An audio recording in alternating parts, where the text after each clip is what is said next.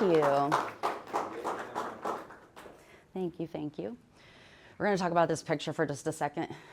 My teeth look so straight and so white, and I have to confess, the shirt is AI.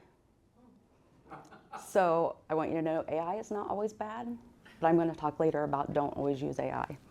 But AI didn't fix my teeth. I don't know why they look so neat. And my hair, what happens when I curl my hair? It goes straight. So this was about 5 minutes after it was curled, and it was curly when it was curled. And about 5 minutes after this, it was completely straight. So today we did not do hair. So we're going to talk about news releases from the inbox to the headline, news releases that earn media. Does everybody understand what earned media is versus advertising? No? Okay, so earned media is when you get a placement in a newspaper or a magazine or a TV spot or a radio spot that you don't pay for. Often those are generated through news releases. Sometimes they're generated through an online PSA form, that's public service announcement form, and sometimes they're even picked up off of social media posts. So, a little bit of background about where I came from. Born and raised here in Muncie, Indiana. I went to Cowan K through 12, went to school with Stephanie, graduated together. I went to Rutgers University to study biology for pre-med. That's a lot different than what I'm doing right now. And then I had the privilege of staying home with kids for about 12 years and then needed to get a job when they went to school. And so what do you do with biology? Nothing. Nothing. You go back to school to teach, or you go to med school. I was too old for med school by that point. At least I felt so. Or you go work in a lab. Didn't really want to do any of those. So I'm driving along Riverside one day, or University, Riverside, and I drive past the art and journalism building and I go, maybe I can write about medicine. So I go back to school for journalism, magazine, to write about medicine. And so that was 2006 that I went back to school, and that is the beginning of my freelance career. I immediately began writing for Star Press Media Custom Publications. And so I got my start with these 3 mini magazines. I wrote about death and dying. I loved it. I wrote and I learned and I interviewed and I went to funeral homes and all kinds of things, and it was super, super cool. So that was sort of medical. I always had a little fascination with death and dying. Always been infatuated with the hospital and the physicians and nurses there, and so I got the privilege of writing healthcare heroes. So I wrote profiles about certain physicians, certain procedures, and then this was also a directory of all of the IU Health, back then Ball Memorial Hospital physicians. In the Pink was my first really big crack at writing about medicine and health. I wrote that entire publication by myself about breast cancer, prevention, recognition, care, aftercare, fittings afterwards, all kinds of things. Moving forward, I began to write for some of the better magazines at Star Press Media Custom Publications. So Maximum Living was a very brief, very short-lived magazine, and then the M series, M Magazine. This was the first M magazine that I wrote for, M Baby. This magazine, I interviewed Diana at Apple Tree Child Care Center, which is now Mitchell YMCA Child Care Center. That landed me my job at the YMCA Muncie as the marketing director. They were so impressed with the story that I wrote that they wanted me to come and work for them and promote the YMCA. That was fun. It was a 5-year ride. Did a whole rebranding project, one of the nationwide rebrands to go from YMCA to the Y. That was a tough one. Lots of news releases involved in that. Lots of communication with the public because a lot of people were mad. A lot of people were mad that we were going to just call it the Y and put up a big sign that said the Y. Why are you taking the Christianity out of the YMCA? Do you know what? That's not at all what we did. We called it what everybody called it. Where do you go when you get up in the morning? The Y. So anyway, carrying on, started writing for the bigger M magazine. That was so much fun. Kind of got away from healthcare in this part. Wrote for all of these magazines. Some of you know I was recently at Vera Mays. This was Kent and Steve's Kitchen. It was the cover story on this issue of M at Home. I did not write that story, but I wrote some stories about antiquing in there. And then I went to work at the hospital in the PR marketing department. That was probably my very, very favorite job. Got to write tons and tons. They called me chief storyteller. I wrote all kind of brought their social media back to life, brought the outside perception of Ball Memorial Hospital up quite a bit. Went from like 2,000 followers on the Facebook page to 7,500 or something like that. But while I was working there, I had the privilege of writing this story, which made the front page of the Star Press. It's my one and only front page story that I wrote. Where's Chloe? Chloe is a book written by Dr. Donna Wilkins. She was a neonatologist at Ball. She's retired now. She wrote the book about this little baby Chloe, who was born with anencephaly. That means the top of her head didn't form and most of her brain didn't form. And against medical advice, the family took the baby home so that she could be part of their family for a little while. They had other little children at home, and Donna just really took a special love to this family and wrote the book. So I wrote a cover story about the book and about Donna's work and about the family. I promoted up at Ball and promoted myself out, actually. I went from PR and marketing to other marketing, public relations, storytelling, social media, media liaison, and then I went on to become a regional director of patient experience. So that customer experience part, that hospitality part of taking care of people. And my job was eliminated, and I was very sad for a very long time. So then I took a summer off with my favorite human, my granddaughter Leah. Then I went to work for Girl Scouts. This is one of the great pieces that came out of Girl Scouts. I sent news releases and media alerts out to all of the media in the region, and I think I had 7 news organizations at the Girl Scout Cookie Cook-Off. What's more exciting than Girl Scout cookies? I still sell Girl Scout cookies. I'm a lifer. And so Girl Scouts is on the west side of Indianapolis. I drove that for 14 months, and I was real tired, so I quit. And just for fun, went to work at the clubhouse to be a server, like literally just for fun, to do something different. Pretty soon I was asked to manage VRMAs. Pretty soon I was asked to develop a business model for the clubhouse as an event center. That was also super fun, maybe my second most favorite job. Roles were eliminated, the restaurants closed. So now I'm at the Guardian Brewing Company and as the GM, and I'm still doing freelance work. I do a lot of my work for Intersection, lots of different kinds of things. Scott was talking about Destination Muncie, one of my favorite clients to write for. I've written blogs for them, I've written news releases for them, and I will tell you that Destination Muncie brought a lot of business to VRMAs, a lot, like 125 individual people in that month attributed to Destination Muncie. I have written website content, other news releases. I sometimes write their news releases, and sometimes I just distribute them as a media liaison.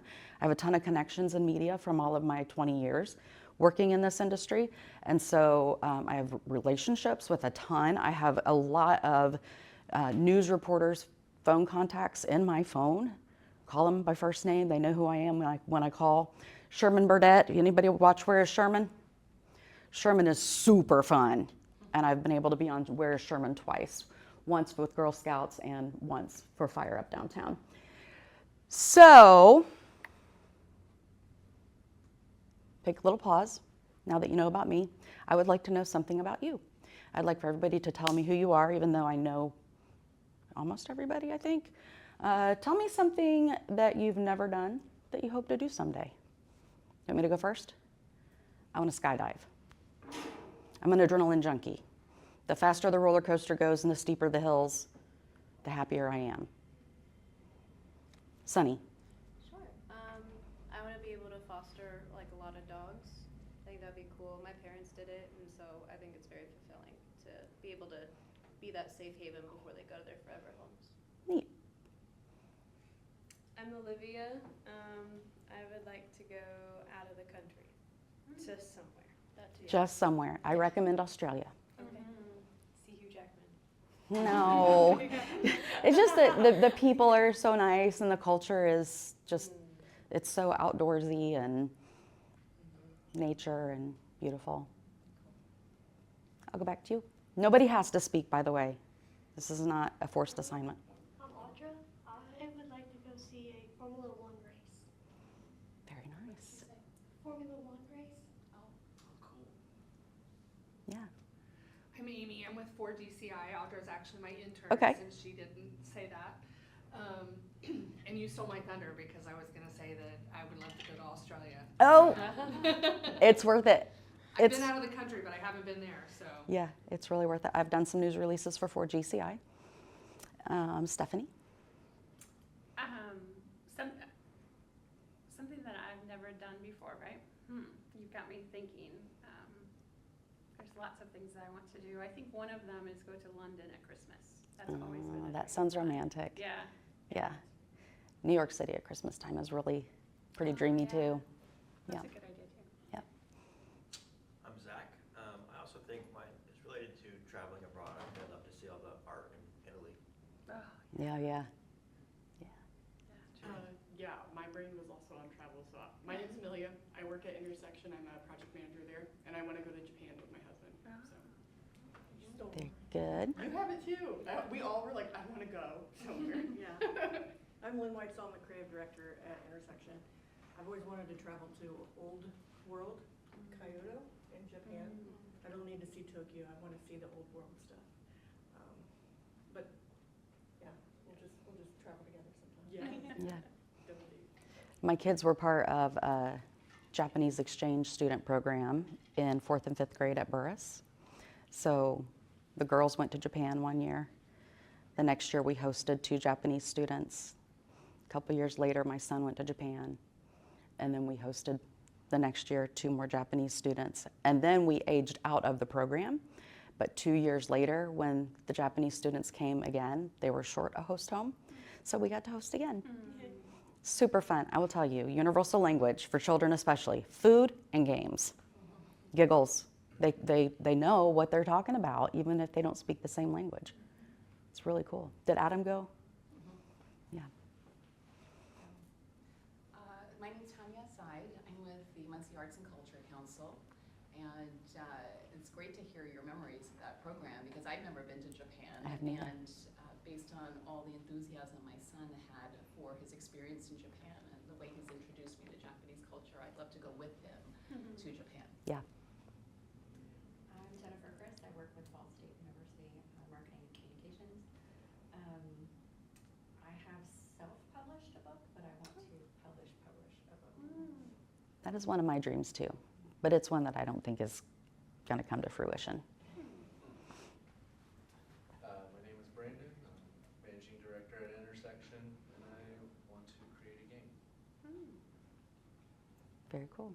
Video game. No, probably a border or card game. Fun. Scott. Oh, Rick. I almost skipped Rick. What? You don't know my name? Yeah, I'm Yenser, newsman, author. I don't even know what I want to do when I grow up. So what I haven't done, I'll let you know. Sounds good. Hiking is one of the things I've gotten into last several years with my brother, so Kilimanjaro and Everest Base Camp are on my bucket list. Wow. Dylan, any hot takes? Well, I think travel is up there, traveling abroad. I'm a French minor, I've never been, so I think Spain would be, no, I'm sure. I think France would be cool to go to. But I don't know. Yeah. Cool. Somewhere. Yeah, nice. Well, thanks everybody for participating. Just a little way for me to make sure I know everybody's names and make a little connection with you. So let's just go ahead and jump into news releases 101. How many of you have sent a news release? How many of you have sent news releases that did not go anywhere beyond the email send? Okay, the problem is not you. The problem is the content in your news release. So that's what we're going to be talking about. It's not personal, it's the structure of your news release. A news release is very formulaic. At least that's how I've always felt about it. It's like math. You know 1 + 1 = 2, and you know your news release has to have this specific structure, and it has certain elements that it really needs to get picked up. So what makes a story newsworthy? The first thing you have to think about before sending a news release is what you're about to send actually newsworthy. Your editor, wherever you send your news release, is going to take a look at it, and they're going to decide in the very first sentence if it's newsworthy. They don't want you to send something trying to get free advertising. They want information that's worth publishing. Okay? If it doesn't seem like to you this is really, really huge, earth-shaking news, make a social media post or submit a public service announcement to the radio station. WLBC almost always picks up PSAs. And social media, I said I was going to say something else about that. I have had stories in the past, at the hospital specifically, I can think of 2. We didn't think that these were really a big deal. They were kind of neat. After 10 years, one woman found her diamond out of her wedding ring. When the South Tower was being built, she lost her wedding ring. Her office was in that space that was demolished to build the new South Tower. And 10 years later, somebody in their office, in the new office, opened a filing cabinet drawer, and her diamond was in there. 10 years later. So we took a picture of Claire, took a picture of her with her diamond back in her ring, and posted that was just so cool and how incredible, and everybody ended up crying over this silly social media post. And then the Star Press picked it up, and then the Indianapolis news media picked it up, and then some other nationwide sources picked it up in blogs or little mini stories. So we got a lot of traction out of that one. And another one was we had Flo, the hospital elf, one holiday season. Flo was born in the labor and delivery department, naturally. And then she traveled through the tube system at the hospital from department to department. And she had a little ring around her neck that had a notepad attached to it. And when Flo made it to your department, you wrote what Flo did in your department for the day. And then you stuck her in the tube system and sent her to another department. So I make a social post about Flo's travels around the hospital. Flo became a Star Press front page story. I did not submit a news release. So that's just to tell you, I didn't think it was a news release, but it was a great social media story, and it still got picked up. So lots of ways to get to your media. So what makes your news release newsworthy? These are the primary traits of newsworthy information, okay? Timeliness. If I'm talking about Fire Up Downtown, which brought 17,000 individual guests to Muncie, Indiana last summer, if I'm talking about Fire Up Downtown, I can't send my news release on Wednesday and have it published on Friday and expect 17,000 people in Muncie on Saturday. It's got to be really well planned. In fact, something that huge, that is a whole package. It's not just one news release. It's a save the date. It's a media advisory. It's a news release. It's videos. I mean, it's a big package to get something that big off the ground. Does what you're trying to share have impact? So what would be impact? Maybe Girl Scouts was awarded a $45 million scholarship from, what's her name, Melinda Gates? Is that right? Yeah. She has a foundation? Yeah. Girl Scouts of Indiana receives $45 million. That's impact. $45 million is going to change a whole lot of girl lives. Proximity. Is this news something that, am I in Muncie, Indiana, sending news to Muncie, Indiana sources about something that's going to happen in downtown Indianapolis. That doesn't matter so much to Muncie, Indiana newsreaders. What is happening here matters. Of course, national, global information does matter, but for us, this group of people sending news releases, this is going to be your primary audience, unless you have something really huge like Ball Brothers Foundation. You know, we do tend to send their stuff out to a lot more wide range audience. Prominence, what might be something prominent? I can think of one example. First Lady Janet Holcomb came to Muncie to speak right here. At that time, she was prominent. She was the First Lady of Indiana, and she's a well-renowned huntress nationally. She has there's some novelty in that too. You know, hunting is a little bit more novelty, but that was prominence. That was a really important person to bring to Muncie. Conflict always gets picked up, doesn't it? Yes, it does. Whether that's government conflict, all of these silly shootings and fights and, you know, all that conflict, that stuff gets picked up. That's not what any of us are here to share about, though. Human interest. What might be a human interest story? Can anybody think of something? Player's ring. Yes, perfect. And novelty. What's novelty? I just talked about it. Flow. She's novelty. She's seasonal. She was very popular back then, all these little elf on the shelf things, and the hospital had one. That was totally novelty. So those are ways, or these are the traits that will get your news release picked up, that you have to have at least one, if not two of these traits. So this is where your mindset shifts. A news release is absolutely not marketing copy. I've said that before. It is not marketing copy, it is public relations. News releases are to share your information, get the word out there, get a little attention, get people to where you're coming, whatever your event is, or whatever your fundraising event is, your announcement of the impact that you're going to make with that fundraiser. And most importantly for me, it is a ready-to-publish story, and that's where the formula comes in.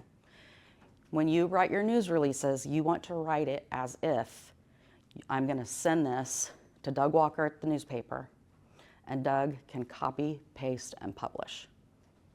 Doesn't always work like that.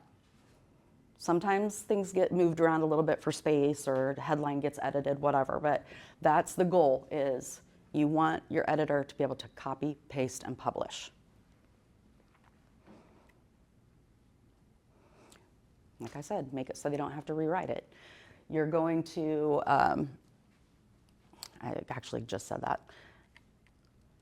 So anyway, the formula, the anatomy of a news release. Of course, there's this little headline thing that goes up, or a header on a news release for immediate release, the date, contact information. There are two different things that you can put at the top of your news release. Embargoed until date that you want it published, or for immediate release. If you say for immediate release, it's fair game. It can get published in 5 minutes. It can get published in 2 weeks. Embargoed is tricky.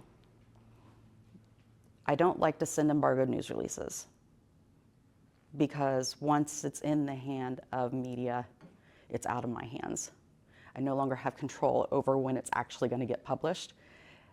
What if it doesn't stay embargoed? What if something leaks? That's scary to me. So those are two different sins. Anyway, so your actual news release, it needs a really good headline. When the publisher or the editor looks at your headline, you want it to catch their eye. It needs to tell a story in that 5 or 10 words. Secondly, you're going to have the lead. The lead is exactly what it sounds like.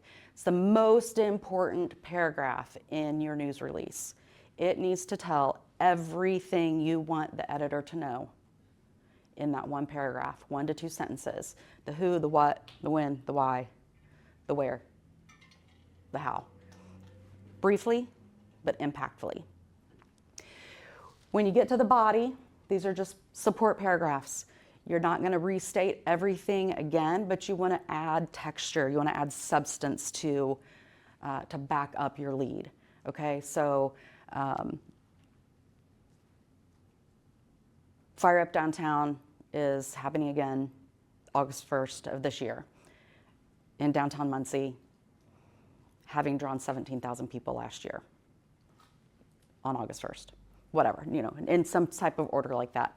My subsequent paragraphs are going to be supporting information. So I'm going to talk about some of the features. I'll highlight some of the features that we're going to have at Fire Up Downtown this year. Are we going to have a hot wing contest?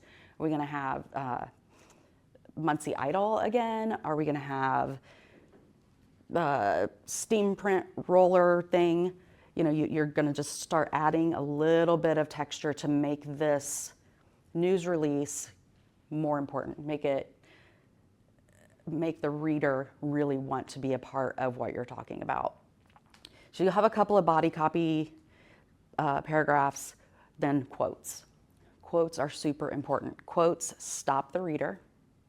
That is the purpose of quotation marks. They stop the reader and they hear a human voice. And that human voice needs to be human, not robotic, and it needs to not just repeat what you've already said. It needs to, again, add texture, commentary. You know, the sponsor of the event might have a comment about the privilege of sponsoring the event and what they hope Muncie gets out of that. The person who is leading the charge for Fire Up Downtown, you would want to quote from that person. So Cheryl, you know, she might give us a really good quote about how fun it's been to put this together and how she sees the event grow year after year and is expecting an even bigger audience this year with some of the new features that they're bringing to it. And you're going to wrap it up, a little wrap-up paragraph. And that wrap-up paragraph is going to kind of summarize what you had to say, but it's going to emphasize the when and where, the who, the what, the when, the where. So that's the formula, actual like math formula for a news release. Boilerplate, does everybody have a boilerplate for their organization? That's just that little paragraph that goes under your 3 hash marks that mean end. Boilerplate is the information about your organization or the organization that, if I've written it for Destination Muncie, it's Destination Muncie's boilerplate. So back to the headline. The headline really needs to be clear, more so than clever. Sometimes clever is really fun, but clear. Really clear, concise. In fact, an entire news release needs to be pretty concise. Even though you're doing 2 quotes, 2 body paragraphs and a lead, it needs to be pretty tight. Not everybody has 10 minutes to sit and read a whole news release. And really focus on the impact. Focus on what is the impact of what you're sharing. For a lot of nonprofits, that is going to be the people that you're impacting. It's going to be the funds that you're raising and what they're going to be used for. You know, that it just really, you have to have impact in there or it's really not going to go anywhere. Talked about the lead and the body, quotes, boilerplate. Had more slides than I needed, didn't I? Yeah, and so your common mistakes, writing it like it's marketing copy. You just really have to get your human voice in your head and your marketing voice out of your head when you're writing these news releases. Really has to be like you're writing a story. Big mistake, burying the story, not having a strong lead. You know, that lead, like I said, the editor's going to take one look at that and decide if he's going to read on and if he's going to publish. She, they. And too much jargon. A lot of us in different industries have a lot of jargon. If I'm writing a news release about The Guardian changing their kitchen style, their food format, I'm not going to say we 86'd pizzas. That's industry jargon. But instead, the Guardian is shifting from a pizza-heavy menu. This is not true. I did. That's why I was like, no. I'm making an example. I'm making an example. You know, we're shifting from a pizza-heavy menu to more of handhelds and appetizers, kid-friendly food. You know, like just that type of thing. So don't use the jargon. What was that? It's like you can hear a pin drop. Everybody's like, Yeah. Sorry. We like the pizza. We like the pizza. I get to invent pizza of the month now. That's going to be really fun. Yeah, this is the hardest truth. If they have to work to understand your news release, they're just absolutely not going to use it. I can't emphasize enough. Write it like it's going to be published. You are the author of the story. And how to get it picked up. Think like a journalist. Imagine you are the best writer in the whole wide world when you're writing that news release, and you will be.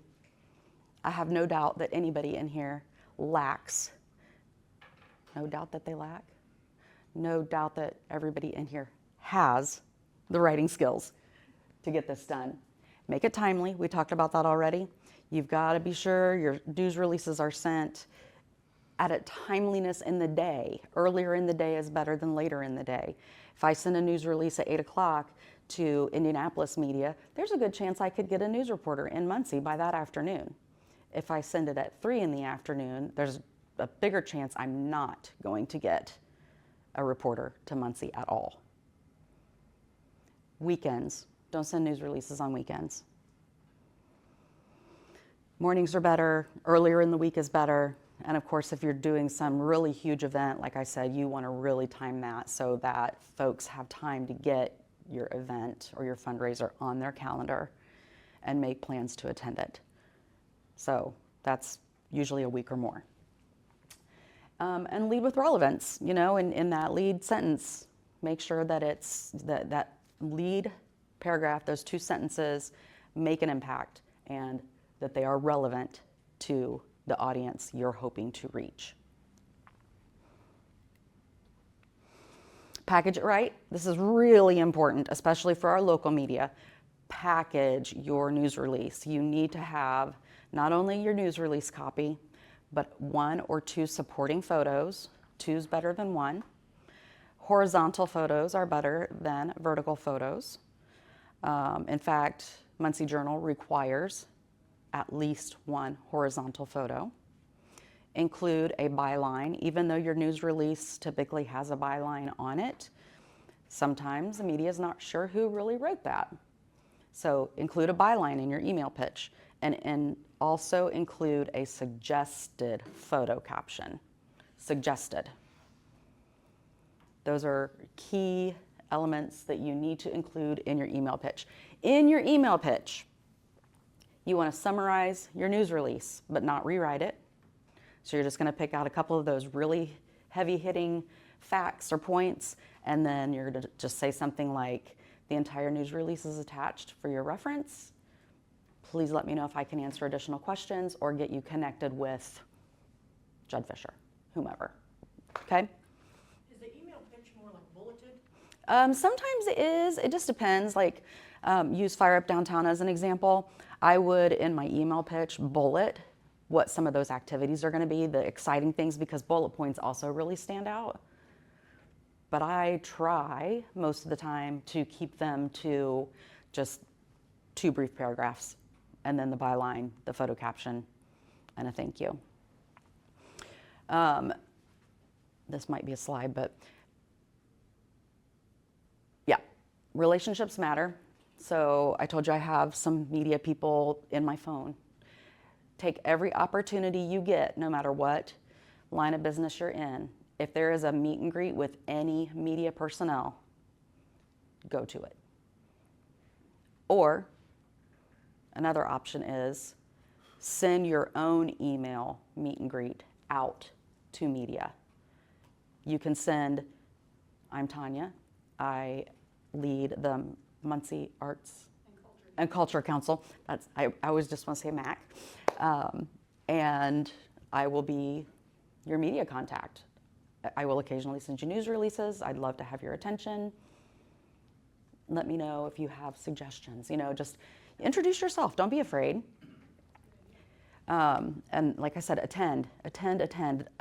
There are organizations in Indianapolis that host media meet and greets a couple times a year. If you hear about those, go to them. Introduce yourself. Talk about what you do. Ask them for tips. They're going to be your best source for making everything you do in media better, more relevant.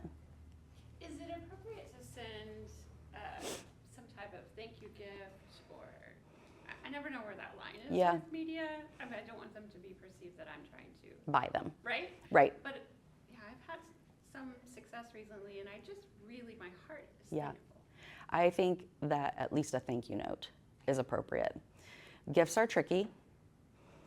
The only time I have ever taken gifts to media is Girl Scout cookie season. That doesn't mean you can't do it if it's something that's relevant to them. Girl Scout cookies are really relevant to media. They get a lot of views and clicks and engagement over Girl Scout cookie stories. And that's always so fun. Be consistent, be helpful. If you send a news release and media responds to you right away, respond right away. If they don't respond, don't bug them. That means they read your headline and your lead and said, it's not for us today. It still happens. Sometimes I still send stuff and it doesn't show up, or it doesn't show up for weeks. Be really easy to work with. Like I said, be available. On a day that I send an important news release, I know that even if I have a day job, I'm checking my email to see if anybody is picking that up, if anybody has questions about it. And I try to be as available and answer as quickly as I can. So my 5 rules: lead with the story, write it like it'll be printed, copy, paste, publish. That's what we want. Make it skimmable. So that's where sometimes bullet points come in nicely, especially if you have a lot of information and you don't have room for 10 paragraphs, but you can put 5 bullet points and it looks like a paragraph. Say something real. That's where those quotes are really important. Say something real. Make it really human. And respect the editor's time. That's why the lead is so important. You are competing with dozens, if not hundreds, of news releases that media is receiving every single day. Dawn, a quick question going back to thank yous. Do you think social media shout-outs or thanks are the same as writing a thank you note? I do. Tag, if you tag. If you tag. Yes. Yep. Or if they share it, then, to thank them. Well, if they share it on their own page, you share it to yours. That's a thank you, because you got them engagement and a click and a share. Top tips. Get to know your local and regional media personnel. We talked about that kind of in depth. That is so important. This one's important too. Spend a little time and put together a media contact list that is relevant to your organization and your industry. So I have a ginormous media contact list because I've worked for so many different types of clients and organizations. And I know that for Girl Scouts, there's a Girl Scout section. These are the people who are interested in Girl Scout cookies. For restaurants, these are the people who are interested in restaurant information. For Ball Brothers Foundation, these are the people who are interested in what's going on at Ball Brothers Foundation. So put together a list that is relevant to your organization. You're going to want local media, you're going to want radio media, you're going to want regional media, so the television stations in Indianapolis, a couple of the newspapers around Indianapolis, the Indy Star. There are several, actually, news publications in Indy. Use the editor's name in your email pitch, especially locally. We live in the same town as Doug Walker and Mike Rhodes. and Steve Lindell. If we don't know their name, they don't care who we are. Use their name in your email pitch. So the group email is a no? Nope, group email is not a no. That's the next point. If you mass distribute, you're going to BCC on a mass distribution. You're going to send it to yourself and BCC your mass distribution list. But you're going to use a very friendly salutation that's generalized, professional and friendly. Hey there, happy Monday. Hello, I mean, it can be pretty generic, but friendly, personable, so that they read. But dear media representative is too boring. Correct. Dear editor. Bleh. To whom it may concern. Bleh. I'm not that bad. Be as immediately responsive as you can after you hit send, and always include at least one photo with the caption, horizontal format. Those are my rules. Those are musts. Don'ts. Don't use AI to write your entire release. It must be humanized. Do I use AI? We already know the answer. Yes, I do. I put a different shirt on me in my headshot because the original had mushrooms on it, which was very cute. But I often will write my news release and definitely have somebody else proofread it, even if it's one of my adult children. But then I will run things through AI to tighten, because I can get wordy. You've maybe noticed that already today. I can get pretty wordy, and so AI can really kind of crunch down some of my information if necessary. It can change tone for me if I have prompts. You know, if I'm writing something in Judd Fisher's voice, I know a little bit about Judd Fisher and his personality and his professionalism, his mannerisms. I can prompt with, this is the type of voice I'm trying to make sure is in this news release. And if I've missed the mark, AI will fix it. But you still have to go back and proofread again after AI does your proofreading to make sure you still sound like a human. Rick. Well, if you haven't noticed in the paper lately, there's already an AI reporter. Mm-hmm. And it's my understanding with Gannett that they're using AI now to take all the news releases and let the software rewrite it. It's not necessarily what you think, but what it is. Because again, I've looked at other Gannett papers around and they've got the same software. Mm-hmm. And like I told him the other day, we've got people coming in this town hustling AI software for government, business, and that to me is kind of a threat because it takes you, me, everybody else out of what's written and what the story's about. I feel a little bit differently about it. I have seen the AI in Gannett papers. Yeah, usually at the above your story, there's going to be an AI summary, and it does say this summary is powered by whatever AI bot it is. But I don't believe AI is going to eliminate our jobs. I'm not saying that. I'm just saying it tells the story. It does tell a story. But you either learn how to use it or it will use you. I mean, it could eliminate us, but it doesn't have to. And don't wait till it's too late to send it. And don't sell yourself short on your writing skills. We're all grown-up, adult, smart people. Write it. Be confident. Get ready to send it. If you need to proofread, I'll proofread for you. Doesn't bother me a bit. I love to read. Don't get to do much pleasure reading. So I just thought I'd show you a couple of news releases, examples that did get picked up. So here was Fire Up Downtown for last year.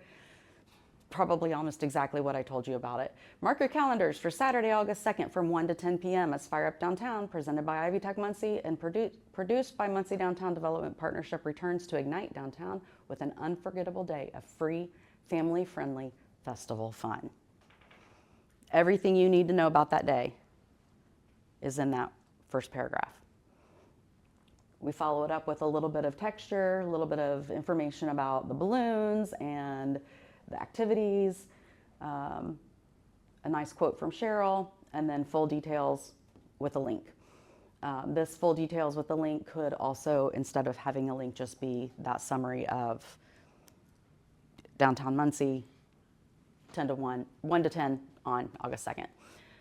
And this is the photo that I submitted with it. That photo was provided. I did not take it. We ended up with a Where is Sherman spot with this one.